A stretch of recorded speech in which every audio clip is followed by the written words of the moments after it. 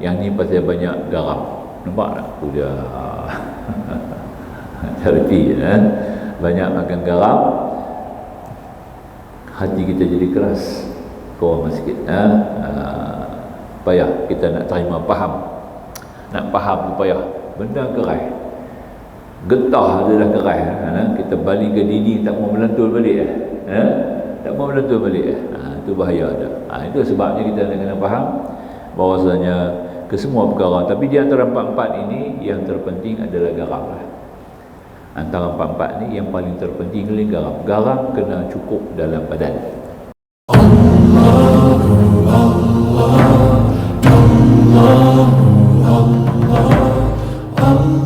Syirah Al-Hudar, insyaAllah kita lanjut ke surat 58 ya. Ceraian C, insyaAllah. Masih lagi dalam tidak boleh pamer pada ibadah ya, yakni riak antara yang dimaksudkan.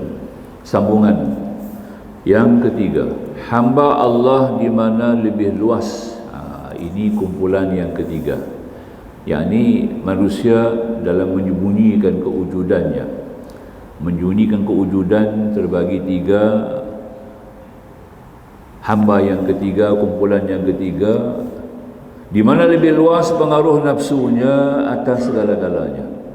Meskipun dia berilmu, faham dan mengerti, tetapi ia dapat dikacaukan oleh keraguan-keraguannya, sehingga yang cepat terlihat padanya adalah keuntungan dirinya dan kesenangan pribadinya.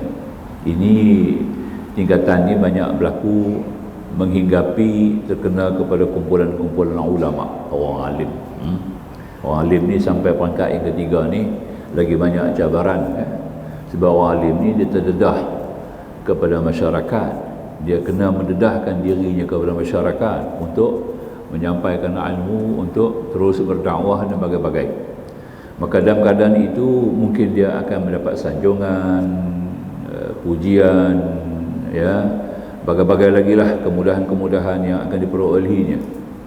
Ya, maka jadilah keadaan ini menyebabkan dia akan terganggu amalan dia, terganggu ibadat dia, kerana dia dihantui oleh bujukan, rayuan, pujian, sanjungan ya, masyarakat. Ini di antara menjadi cabaran. Sebab itu Abdul Qasim Al-Qusari dalam risalahnya menyebut, dia kata, apabila kamu berada di dalam kalangan manusia, wahai orang-orang yang berpengaruh, yang punya ada pengaruh, yang ada hubung kait yang terpenting dalam masyarakat, important figure kita kata ya, very important figure, orang-orang macam ni dia kena pelihara dia punya jiwa dan hatinya ya. Bila kamu berada di kalangan manusia, ila takunu minan nas, bila kamu berada di kalangan manusia, hendaklah kamu pelihara hati dan jaga jiwa dan nubari kamu. Jangan kamu terpedaya dengan ramainya manusia yang memuja menyanjung kamu.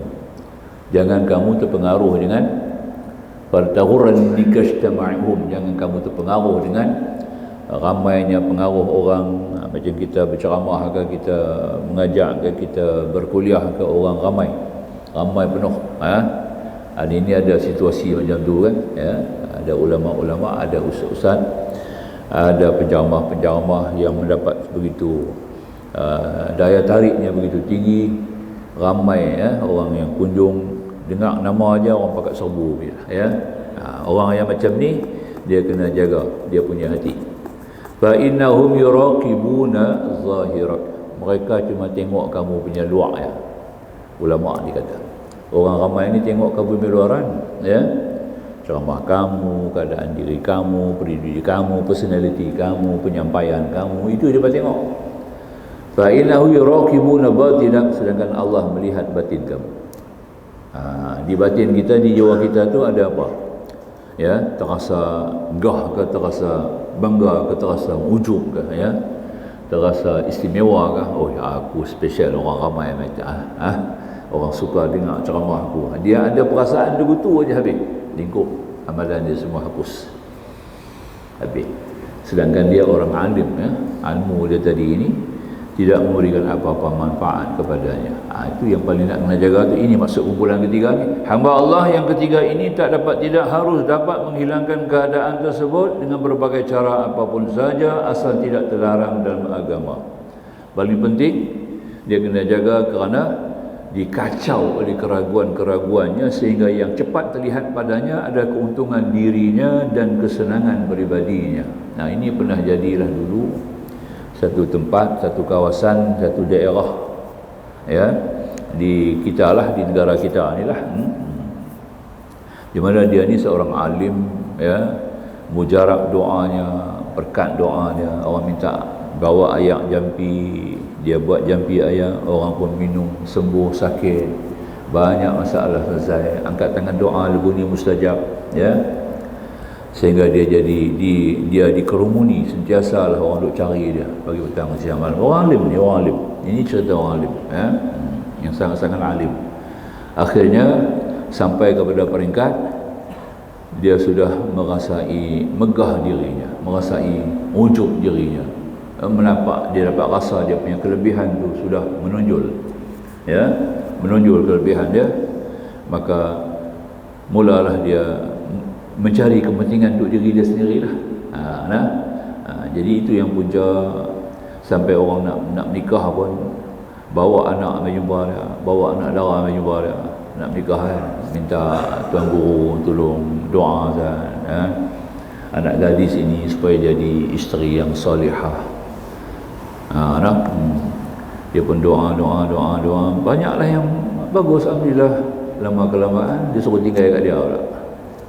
Nampak dia tengok hak berkenan sikit. Yang ni kena tinggal kat Pak Haji sana. Duduk satu hari dengan Pak Haji. Pak Haji nak buat doa sikit, nak buat sembahyang kat dia, nak buat sembahyang hajat special kat dia sikit. Mak bapak bagi. Tu dia. Sudahlah dia ni kuasai oleh syahwat nafsu dia. Dia ambil kepentingan lah. Faham lah, ambil kepentingan. Jadi tiap-tiap kali yang masyarakat kita tengok satu perkara yang sangat bagus lah, penting lah. Jadi maka tu bila ada orang nak menikah, bawa anak dara pergi serah dia Ustaz. Barang sari, ya, duduk dengan dia, ya. Besok dia ambil itulah. Habis rosak habis semua. Tu di antaranya kata tadi ni kita nak kena ambil faham, ya. Macam saya cukup cerita juga bagaimana dengan seorang guru yang mengajar Quran, ya, ni zaman tabi'in lah, bukan zaman kita ni, orang Arab lah tabi'in, ya, zaman khalifah Mu'tasim billah, khalifah Bani Umayyah, ya. Dia mengajar Quran dan dia mengajak semua orang-orang luar lah, orang luar, budak-budak, orang tertua, orang-orang miskin yang tak ada kemampuan. Dia mengajar Quran dengan ajakan yang ikhlas, dengan kendilian yang ikhlas, ya, sampai kepada berita ini sampai kepada khalifah pun hantar pegawai dia pergi jumpa Datuk Syekh ni, minta supaya dia datang mengajak kita di istana, ya, orang-orang istana, anak pinak keluarga khalifah. Dia kata tak payahlah, dia mengajak orang luar sudahlah, orang miskin, ya, dia pandai berhajat, ya, berhajat tu, ya. Itulah sampai satu masa khalifah pun hantar makan pergi kat dia, ya, meraihkan satu guru Quran, hantarlah makan. Tu guru ni bukan bisa makan segala udang besar apa, tak pernah makan, ya? Tak pernah makan sedap-sedap ayam panggang, tak pernah makan, apa tu. Dia cuma makan roti tepung kasar, cicah dengan jeruk masin. Ini orang Arab punya lah, makan tu, ya. Duk makan yang tu, ya. Tu pun dia makan sehari sekali, ya. Puasa Nabi Daud, yo, dah dapat udang besar ni kan, Allah, rasa bila sikit khalifah hantar ni kan, dah termakan sikit. Bila dah termakan tadi ni sedap ni, tak tu tak apa lagi, Duduk 1 bulan lagi, khalifah hantar pula lagi makan kedua. Bila makan kedua, dia habaq ke orang yang tak makan, bagi tahu dekat khalifah, sebulan sekali boleh tapi mengajar istana. Nampak ya? Dapat makan ni special ni. Itu ketika maknanya kita dah sampai kepada sudah mengganggu. Itu satu keraguan yang masuk dalam diri. Itu artinya keraguan yang kita baca ni ya. Satu benda yang meragukan kita sehingga membawa kita kepada boleh mengubah arah dan tujuan dan niat kita. Sekali tak apa, khalifah kata sekali sebulan tak apa. Main hantar, main ambil dengan kereta kuda apa semua ya, jamu makan, bagi pula lagi 1 oncang pula bagi nak balik penghabis kita buat 2 kali dah sebulan. Nampak? Penghabis kita buat 4 kali dah sebulan. Nampak tak? Penghabis saya duduk di istana, tak apa, bagi satu tempat saya duduk di istana. Duduk terus dalam istana, tak ada. Habis hal luar ni, orang miskin, segala kanak-kanak, budak-budak anak mengaji semua ni, habis, sudah hilang tempat bergantung, tempat menuntut ilmu. Inilah kesan dia. Nampak tu? Itu yang dikatakan tadi ni, datang sifat untuk menzahir, mempamerkan kebolehan. Dia sudah rasa dirinya lah yang berupaya. Di sini dia telah menafikan satu tauhid. Satu tauhid dia telah menafikan tauhidul af'al, masuk dalam kumpulan uluhiyah, rosak. Dia punya tauhid uluhiyah dia dah rosak. Sebab dia tak nampak itu daripada Allah. Dia nampak dia daripada dia. Itulah yang kata tadi ini, kita nak kena pelihara betul-betul. Hamba Allah yang ketiga ini tak harus dapat menghilang keadaan tersebut dengan berbagai cara apapun saja, asal tidak terlarang dalam agama. Misalnya membatasi makan makanan. Nampak tak? Bila sampai ke tahap tu, orang alim ni lah, dia kena jaga makan minum, dia kena jaga makan minum ya. Makan minum ni dia kena cara empat keadaan. Makan ni 4 perkara nak jaga makan ya. Kita nak jaga, dan kita sekali lah kalau kita nak menuntut lagu ni, kita nak jaga makan tu ya, dia ada 4 keadaan lah. Pertama, makanan yang baik, bukan makanan yang halal ya. Makanan yang thayyiban ya. Makanan yang thayyiban, yang terbaik. Bila thayyib ada halal. Kalau halal belum tentu thayyib. Ya, kalau halal belum tentu thayyib. Belum tentu baik. Tapi kalau baik dia halal. Itu nombor 1, maknanya dia mestilah yang terbaik. Yang kedua, makanan yang bukan syubhat. Itu sifat warak. Artinya satu jenis makanan yang kita tidak pastikan halal dan haramnya. Ya. Maka kita jauhi, tinggal. Nombor 3, jangan lebih dalam makanan. Nampak? Jangan lebih. Kulu washrabu wala tusrifu. Tuhan kata, makan minum jangan lebih. Tuhan sendiri halang. Jangan lebih ya. Yang keempat, mengurangkan yang harus. Nampak? Bukan kata lebih saja, mengurangkan yang harus. Harus boleh makan tapi kurangkan. Kalau agak kita boleh makan 2 pinggan, makanlah 1 pinggan. Boleh 1 pinggan lagi, makan setengah pinggan. Nampak tak? Ya. Kita nak sihat, doktor ni nasihat. Kita kalau tak terima nasihat tu, doktor ni nasihat kita. Encik kena makan nasi korang, gula dah tinggi, betul tak? Nampak tu? Jadi kita ambil 4 perkara lah keadaan ni ya, dalam suasana makan ni, dan tuan kena jaga 4 benda. Pertama, thayyib, halalan thayyiban yang baik. Kemudian yang kedua, makanan yang tidak syubhat. Ya, confirm pasti dia sudah halal, tidak ada apa-apa lagi yang mencurigai kita. Yang ketiga, makanan itu jangan lebih, wala tusrifu, saraf tak boleh. Dan yang keempat, kurangkan yang harus. Memang boleh makan sepinggan, tapi kita kurangkan setengah pinggan. Kita kena paksa diri kita buat ya. Di sinilah kita digalakkan untuk berpuasa, tuan-tuan ya. Nabi galakkan kita berpuasa. Inilah sebab dia, supaya kita dapat terima yang nombor 4, kurangkan yang harus ya. Itu artinya. Jadi pandanya apabila kita boleh buat begitu, misal membatasi makan makanan yang menimbulkan syahwat atau memberatkan dia dalam mengerjakan ibadah. Apa dia makanan yang boleh merangsangkan syahwat? Makanan-makanan panas. makanan-makanan panas, antaranya daging. Antaranya daging, ya. Sebab tu Nabi makan daging hanya pada hari Khamis, seminggu sekali, ya. Hari Khamis Nabi makan daging. Itu pun makan sekali, ya. Bukan makan 2-3 kali. Kita breakfast pun makan, lunch pun makan, malam pun makan lagi. Nabi hanya makan sekali, ya, dalam satu minggu, sekali dalam sehari.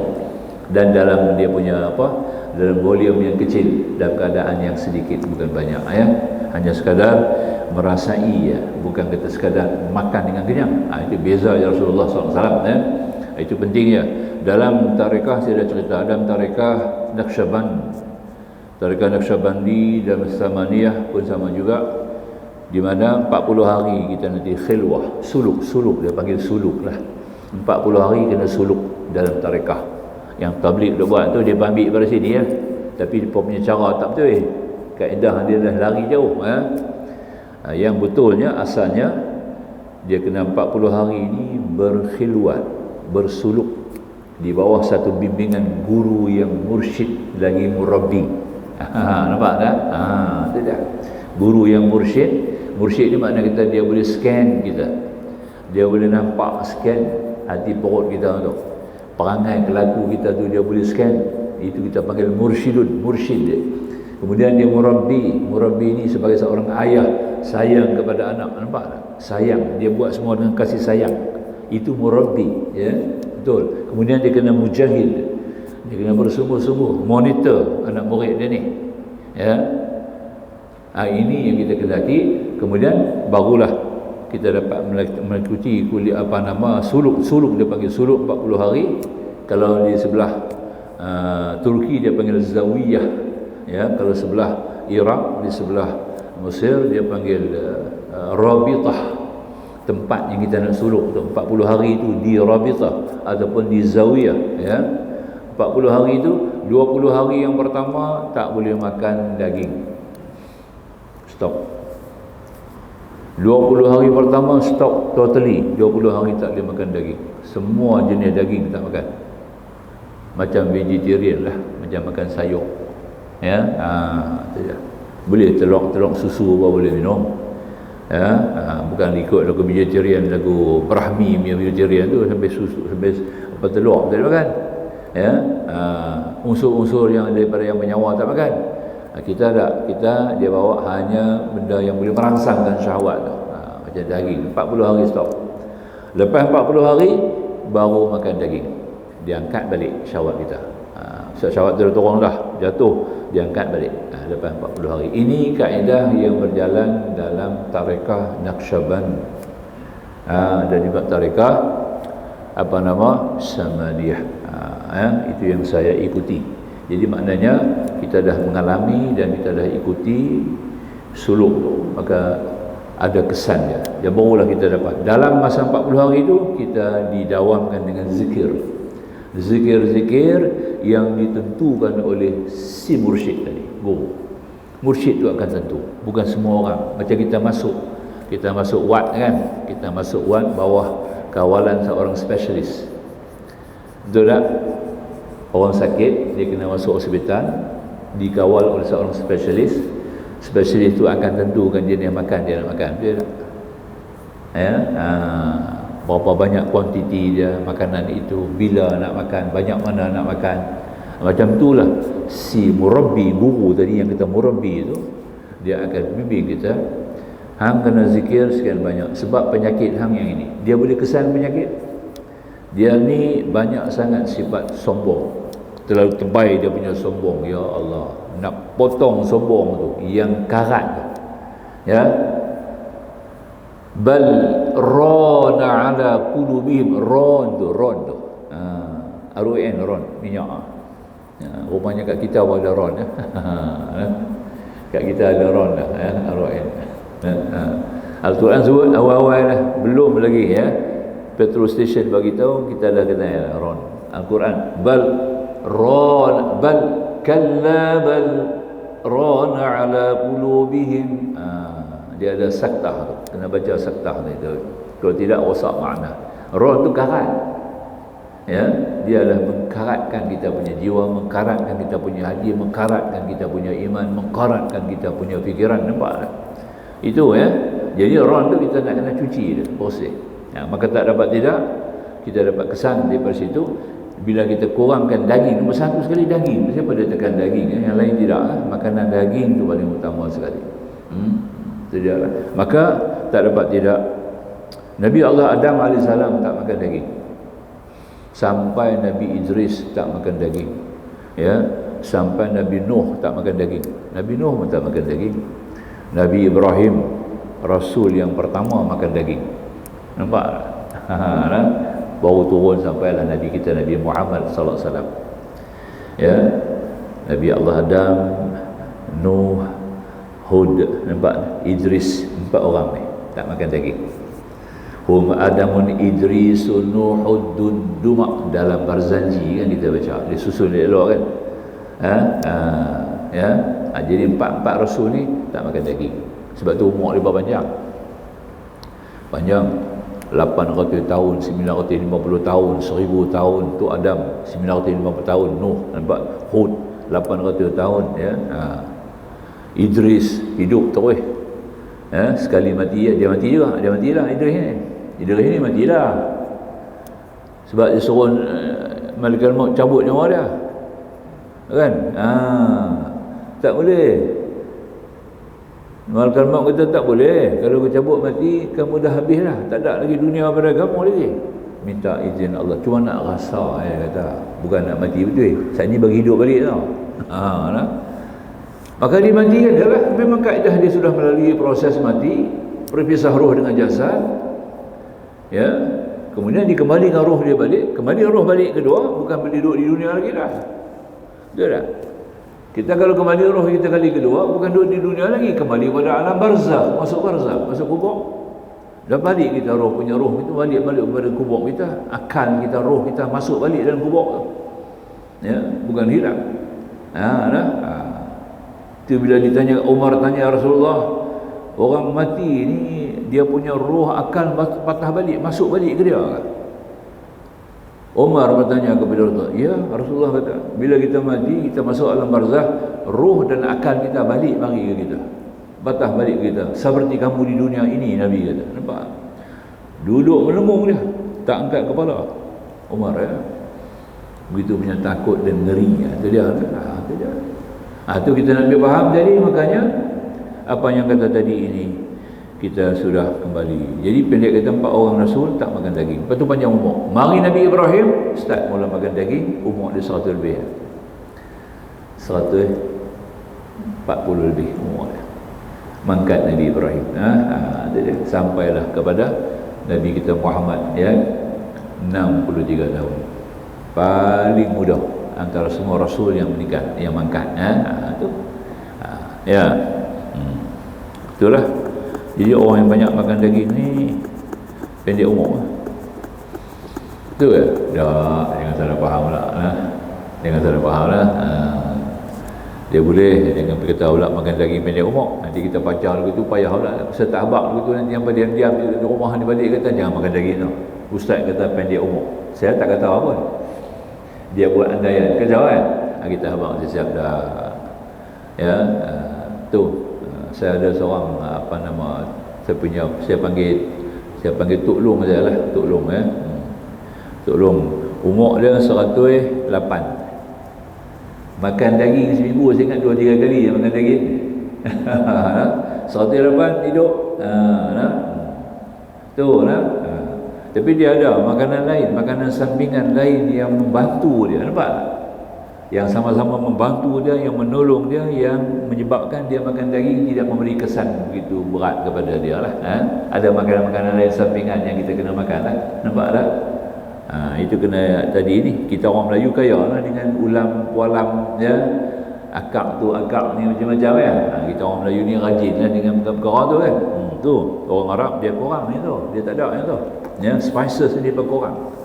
Orang Arab ni dia kurang dalam makan herba-herba dia kurang sikit. Dia tak ajar kita.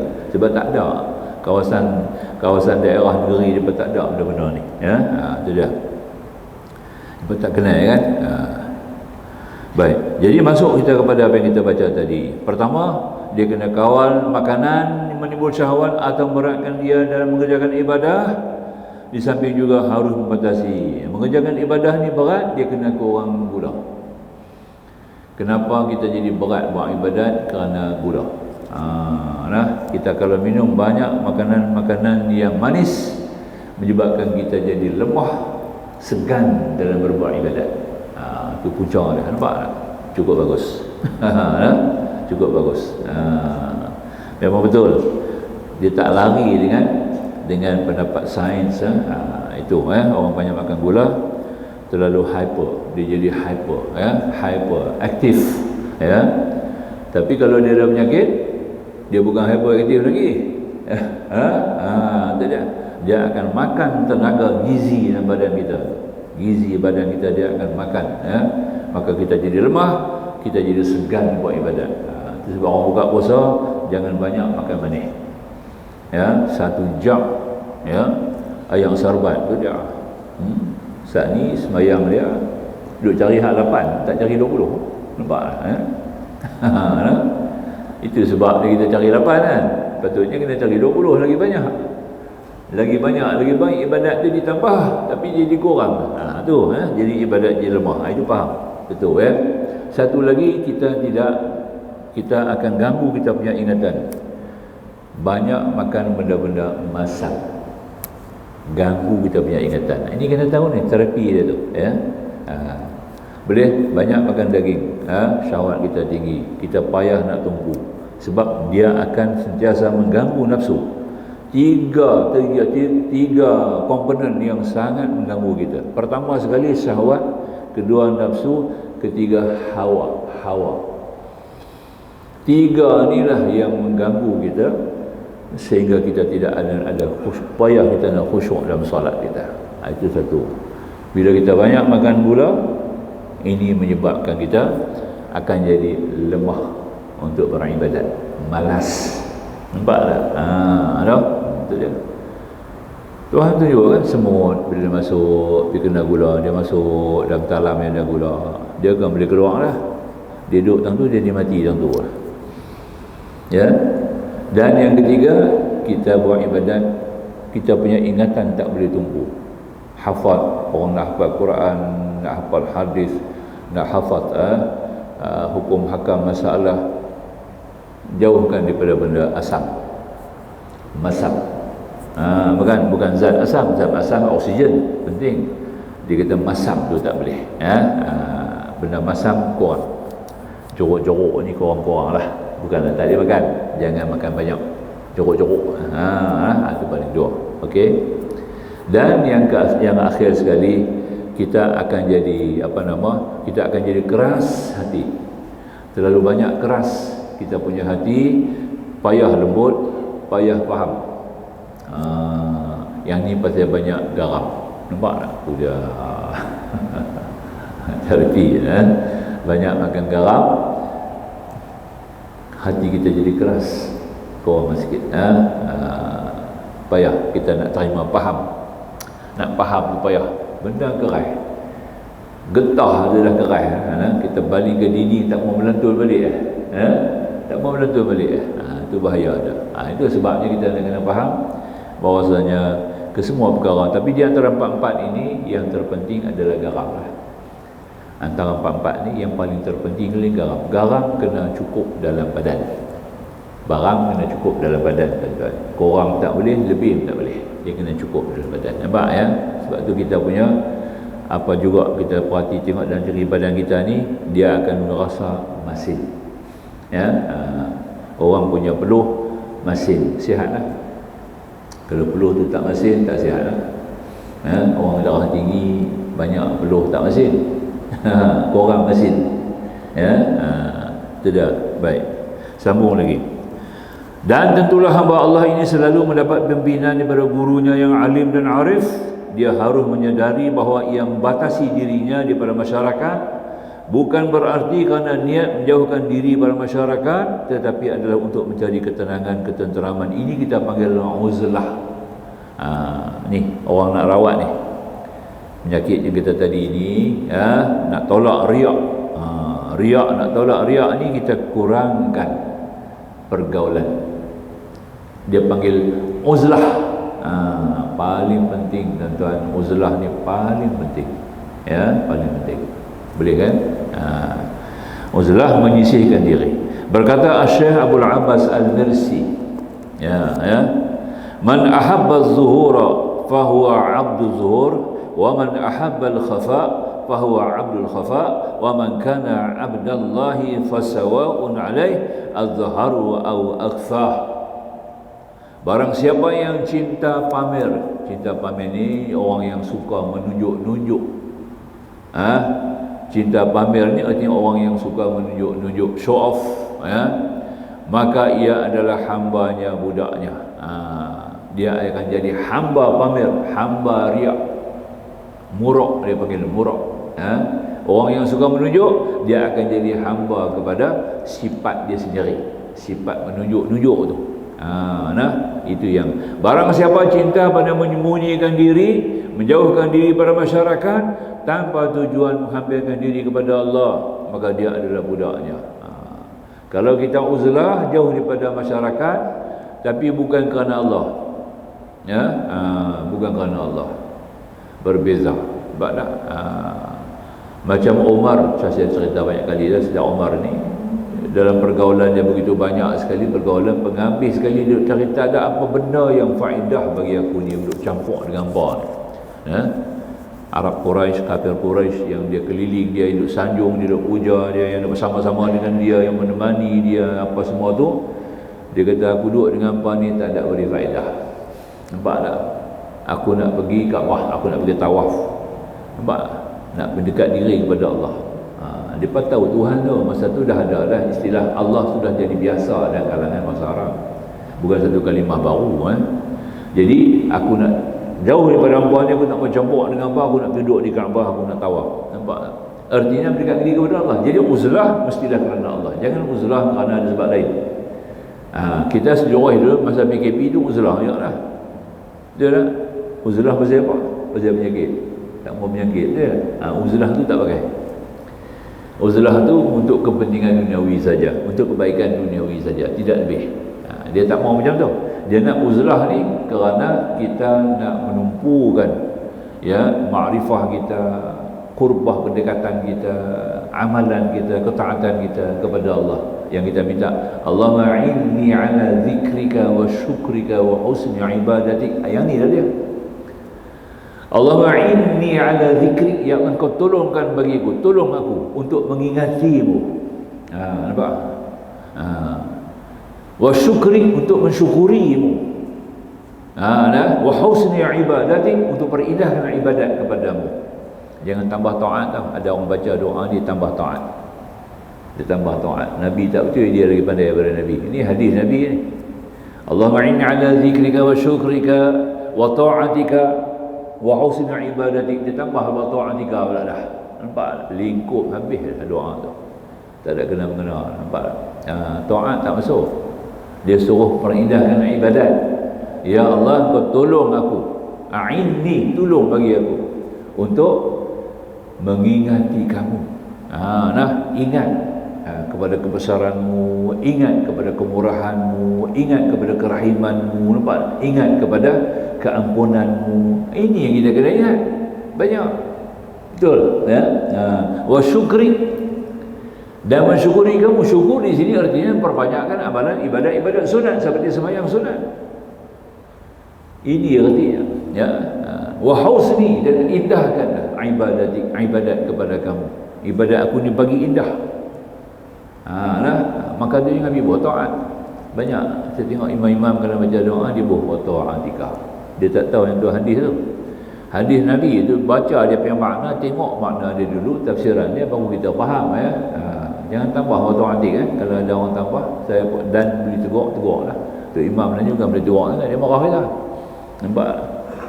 Tapi ada tu ingat nak pukul kita lagi. Aku nak pukul Ustaz Zan ni. Boleh tegur. Tu dia ambil tahap tu. Nampak tak? Tu. Dia ingat kita ni punchback kot. Ya. Itu masalah dia ya. Sampai tahap tu hari ni punya kedudukan sekarang. Nauzubillah tuan-tuan ya. Bahaya tu. tegur dia. Ini dulu lah, bukan mahu ni cerita lama dulu ni. Ada tegur di imam tu. Dia nak pukul dia. Nampak? Mudah lah saya pun masa tu. Nampak tak? Tahu tak? Tu dia. Imam macam tu kita nak ikut je lah. Ada? Sebab akhlak dia tak baik. Niat nak pukul orang pun boleh kalau betul. Ya? Kita nak jentik orang tak boleh. Ya? Nak cedera orang tak boleh. Tak boleh. Ya? Ini kita kena faham. Dia tidak ada sifat warak. Itu makna jauh. Jadi kita kena faham tu. Jadi pendek kata, yang mana yang boleh kita putus, kita doa lah. Banyak bagi elok. Allahumma inna ala zikrika wa syukrika. Kita baca di hujung tahiyat sebelum bagi salam. Sebelum bagi salam, Hamidun Majid kan. Bacalah doa-doa yang ada. Ada doa kan, banyak doa-doa di penghujung tahiyat Jangan tinggal tu doa penghujung tahiyat tuan-tuan. Mustajab. Doa lepas sembahyang lain. Lepas sembahyang kita baca dengan imam, itu lain lah. Dia kata dalam tahiyat tu, sebab Nabi pesan dengan Muaz bin Jabal, wahai ulam, wahai anak, jangan kamu tinggalkan membaca doa ini fi duburis salah, di penghujung salat. Bukan lepas salat, bukan dia kata ba'da salat. Fi duburis salat, di jubuk salat tu. Ujung, dubur salat. Faham dia. Ya, masukkan doa tu. Allahumma ini antara doa yang dibaca Nabi ajak kepada Abu Bakar As-Siddiq, Allahumma inni zalamtu nafsi zuluman katsira wa la yaghfiru dzunuba illa anta. Ya. Itu antara doa. Allahumma inni a'udzubika min 'adzabil qabr wa min 'adzabil nar wa min fitnatil mahya wal mamat. Ada lagi, Allahumma ighfirli ma qaddamtu wa ma akhartu wa ma asrartu wa ma a'lantu. Ada lagi Allahumma inni ala zikrika wa syukrika wa husni ibadati. Itu jangan tinggal. Itu dia, nampak tak? Masuk. Baru kita akan dapat. Itu dia. Di antaranya bila kita minta, Tuhan bagi Pertama dia akan sentiasa mengikat kita, ingat ke dia. Ingat kepada Allah pagi, petang, siang, malam. Zikir kita akan mula, mulut kita akan ringan berzikir bila kita minta doa ni Kemudian kita minta lagi syukur. Kita akan ada daya untuk melakukan sembahyang sunat dengan begitu gembira dan asyik, mahsyuk.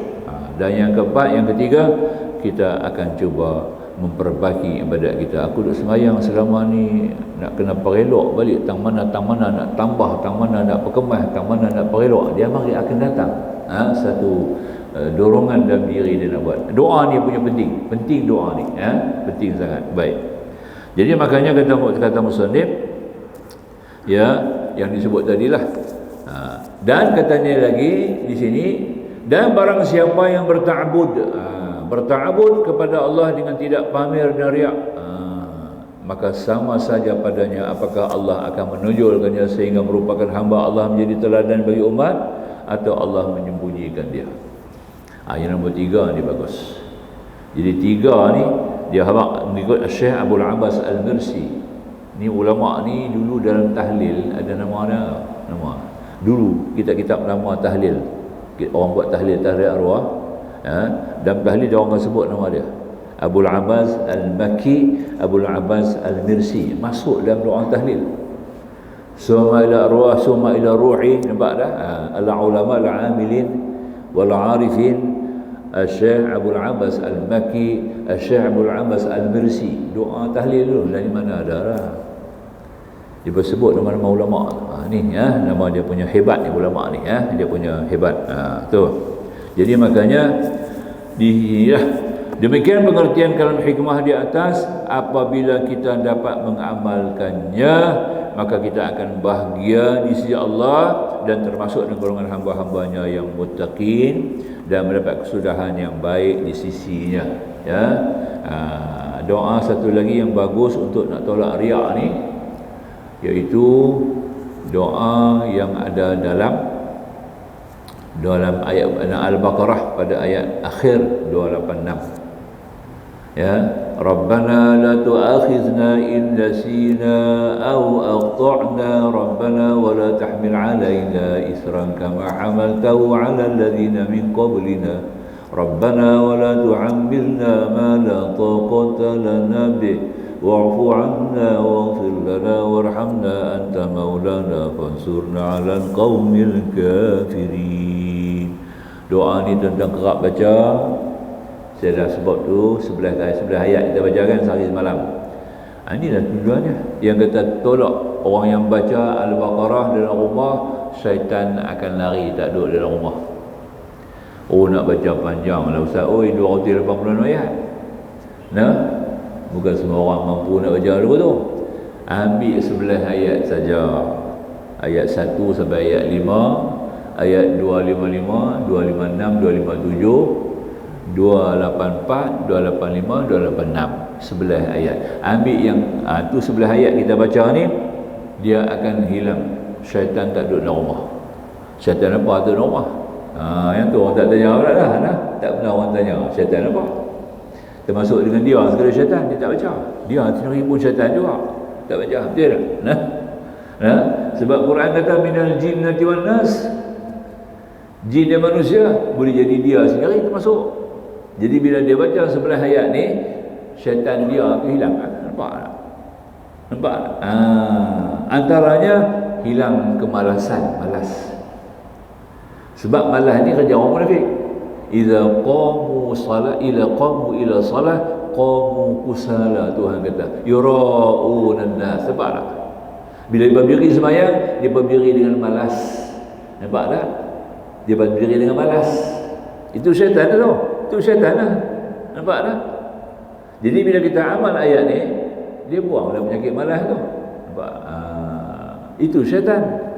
Syaitan ni bukan makhluk, bukan jin dah. Syaitan ni sifat, faham tak? Syaitan ni adalah sifat yang mengganggu, sifat yang menggoda, sifat yang menyesat, sifat yang merosak. Itu kita panggil syaitan. Nampak tak? Ubat kalau kita makan tak betul pun, nampak tak ya? Makanan kita makan tak betul, makanan tu syaitan. Faham? Jadi bila kita baca ayat kursi dalam rumah ni, hilang syaitan. Bukan kata jin lari dah. Jin pun baca juga ayat kursi, dia pun takut syaitan. Jin pun takut syaitan. Nampak tak? Faham ya? Betul tak? Dia duduk gelak ni, saya kata dia senyum. Betul. Kita duduk kata dia tak betul. Maknanya kita kena tanya balik syaitan yang Nabi habaq tu dalam ayat ni. Apa artinya bila kita baca ayat kursi syaitan lari daripada rumah? Tak duduk. Syaitan apa? Kita duduk nampak apa? Makhluk ada tanduk lah, duduk lari dalam rumah. Tak betul. Syaitan tu sifat-sifat yang buruk dalam rumah tu akan hilang. Antara sifat yang pertama, malas. Malas apa? Malas beribadat kepada Allah. Kita segan nak sembahyang, berdiri malas. Sebab tu Tuhan sebut ayat ni memberitahu, ya, idza qamu ila salati qamu kusala yura'unan nas la yazkuruna Allah illa qalila. Bila mereka berdiri sembahyang, berdiri dengan malas, ya, semata-mata kerana untuk melihat kepada orang saja. Buat bagi orang tengok, bagi kita orang takut sembahyang sudah nak, ya. Mereka tidak ingat kepada Allah dengan sedikit. Nampak tak? Itu syaitan. Syaitan tu kena buang. Duk ada kat kita syaitan tu kan. Baca ayat 11 ayat ni, hilang penyakit tu. Syaitan yang kedua. Saja abang dia. Saya perinci balik ni. Nak perinci balik. Saya suka macam tu. Saya suka macam tu. Suka mencari. Ya. Bila kita baca tafsir, dia kata Nabi pun hafal dalam hadis. Sahabat-sahabat faham. Depa ni aslam, depa faham. Nampak? Kita ni akhlaf, itu kita tak faham. Depa aslam, depa faham. Kita akhlaf, kita tak faham.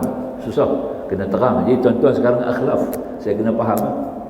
Syaitan yang kedua, tuan-tuan, nampak tak? Ya, lebih banyak tidur. Nampak tak? Banyak tidur. Betul lah. Yang ni dapat tengok di Mekah. Di Mekah dapat tengok syaitan ni. Balik-balik masjid, masuk bilik tidur. Maksud tak? Banyak kan? Itu dia. Sah-sah dia tunjuk di Mekah. Betul lah. Balik baca, duduk di masjid tu baca Quran. Tawaf sunat banyak-banyak. Itu orang haji. Yang nak balik bila di hotel balik buat apa? Habis sembahyang serbu balik. Sana pula imam tak baca doa, lagi lega. Nampak tak? Bagi salam semua pakat berebut nak keluar kan. Sana tak ada macam kita, imam baca doa, nak zikir apa tak ada. Masing-masing buat sendiri. Balik dari rumah buat apa? Masuk bilik tidur. Tak tidur sembang. Ini syaitan sebenarnya, ini amalan syaitan. Nampak tak? Tak ada. Jadi pendek kata kita di rumah pun begitu ya. Balik rumah tak buat apa. Rumah je tempat tidur. Tak ada ibadat. Tak ada ibadat. Ibadat dalam rumah tak ada. Sembahyang sunat tak buat. Banyak sembahyang sunat boleh buat. Merujuk baca kitab tak buat. Nampak? Baca Quran tak buat. Ini amalan-amalan yang patut buat dalam rumah. Jadi dengan rumah kamu, rumah sebagai tempat ibadat. Jangan jadi rumah kamu sebagai tempat tidur. Nabi kata. Nampak? Jangan jadi kubur, maknanya jadi kubur. Nabi tak kata tidur, Nabi kata kubur. Ya? Duduk di rumah tidur ya. Kita kena buang penyakit tidur. Baca ayat sebelah ayat ni, insya-Allah Tuhan bagi inspirasi, kita akan rajin buat ibadat. Buat manfaatkan rumah kita tadi sebagai rumah ibadat. Itu berdoa. Nampak? Ya. Itu nombor 2. Nombor 3, kita akan mencari hiasan. Hanya nak hias rumah, nak putih rumah ya. Nak perelok rumah, nak buat yang tu, kerja-kerja rumah saja, tak ada kerja lain. Nampak? Nak perelok yang tu, nak perelok yang ni, renovate yang tu, renovate yang ni, buat yang tu, buat yang ni. Nampak tak? Tempek sana, tempek sini, semua duk jaga rumah. Ini perhiasan. Dia jadi hulu satu benda yang hanya mengolok-olok main kita. Nampak? Ya? Kita akan tumpu. Itu syaitan. Nampak tak? Tidak. Sedangkan kita faham bahawasanya ini adalah urusan-urusan duniawi yang tidak beri manfaat kepada kita. Ya? Orang sanggup sampai membesarkan rumah, renovate itu dan ini, buat macam-macam, tapi tidak jadikan rumah sebagai tempat ibadat kepada Allah Subhanahu Wa Taala. Itu adalah satu kerugian, suatu penipuan. Hulu dia bagi ya. Ini kita kena buang. Syaitan. Ya, boleh. Dan yang keempat, rumah ni jadi tempat untuk kita menginap dan untuk semata-mata kerana makan minum yang tidak lebih daripadanya. Ya, makan paginya, tengah harinya, malamnya, hiasan makan-makannya kita akan ada sentiasa.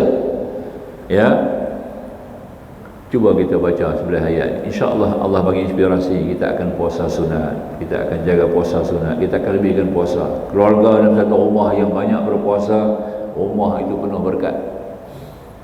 Kalau rumah tu semua orang dalam rumah tu puasa-puasa sunat, rumah tu berkat tuan-tuan. Nampak tak? Ya. Kita mati, kita dengar dia menangis. Ini ada hadis Nabi tu. Ya. Satu buku, satu kitab berkenaan dengan apa? Dengan syaitan iblis. Ada satu kitab khas, bukan Talbis Iblis, itu kitab Ibn Qayyim. Ada satu kitab lagi ditulis seorang kiai daripada Indonesia, orang Madura, ulama besar. Dia tulis kitab berkenaan dengan syaitan saja. Bagaimana pergolakan permainan syaitan. Nampak tak? Ya. Ini daripada kitab ni yang saya ambil ni. Ya. Yang kita nak faham.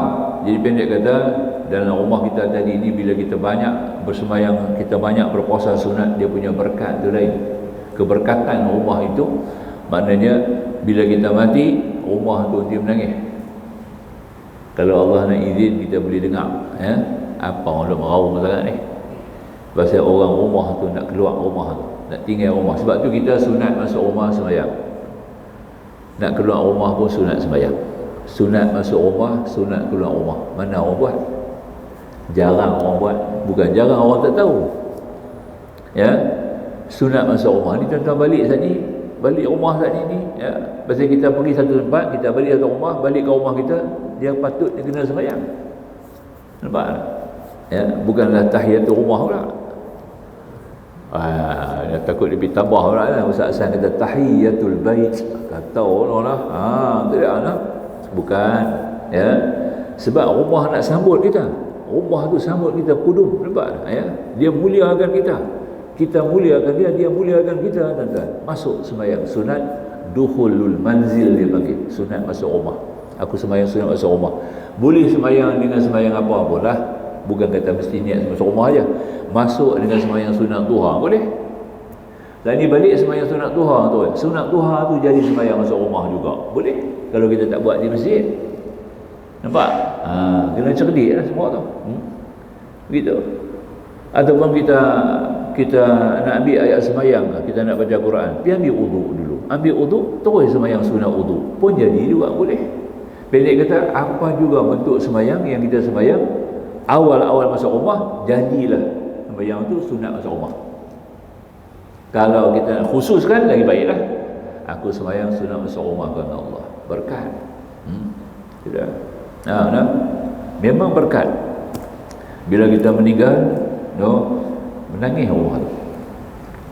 Pasal ada hadis menyebut, duk dengar pasal apa rumah tu menangis. Rupanya rumah tu telah kehilangan seorang yang soleh dalam rumah tu. Ya.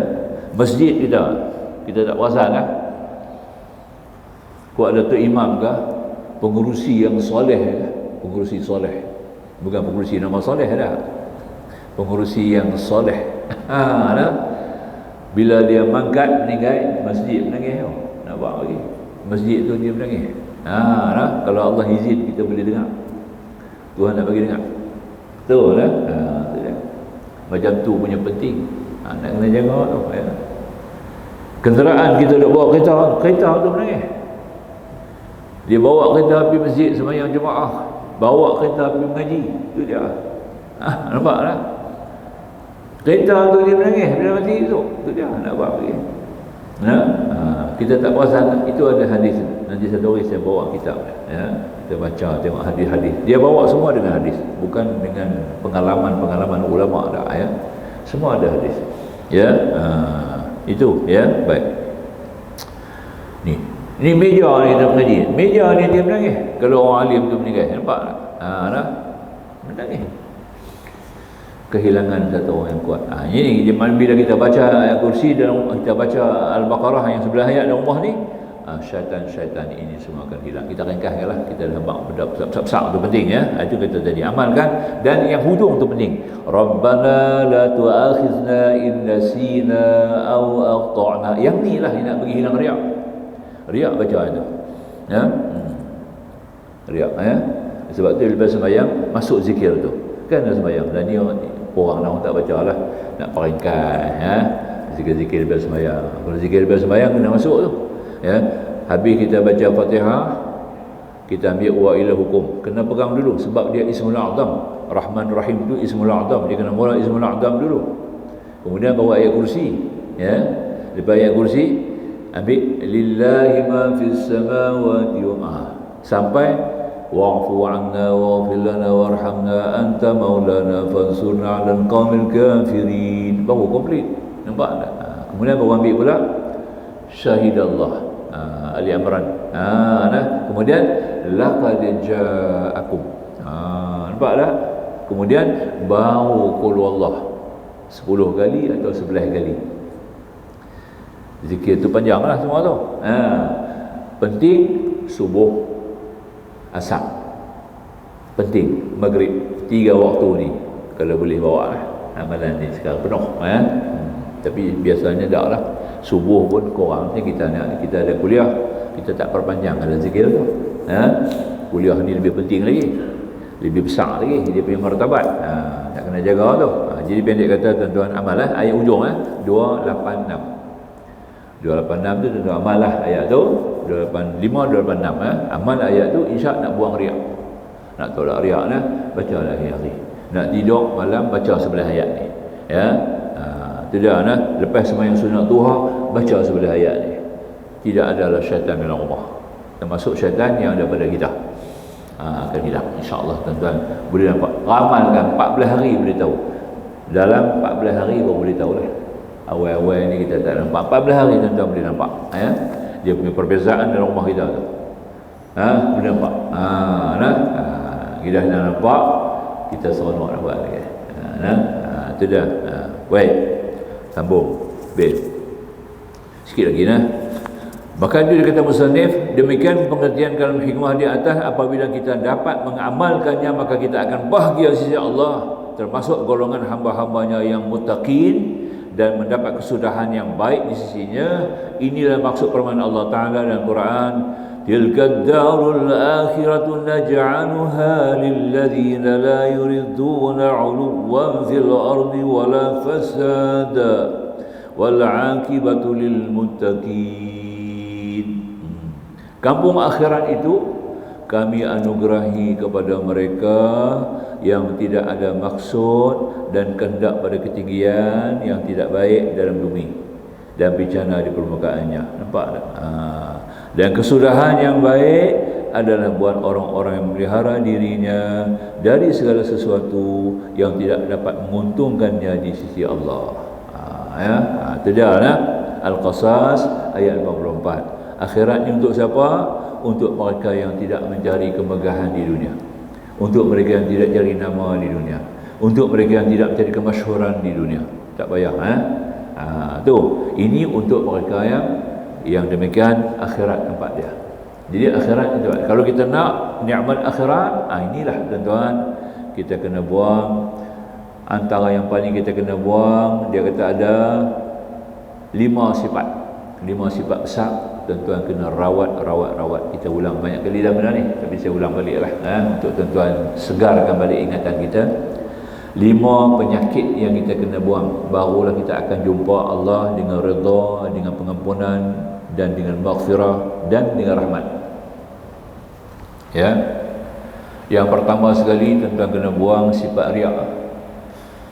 Riak, sebab riak ni amalan kita Tuhan tak terima, tuan-tuan. Habis masuk riak, Allah tak terima, dan dia cacatkan kita punya tauhid. Nampak tak? Yang kita kata Allah satu, Allahu Ahad tu tak ada. Allahu Ahad tu tak ada.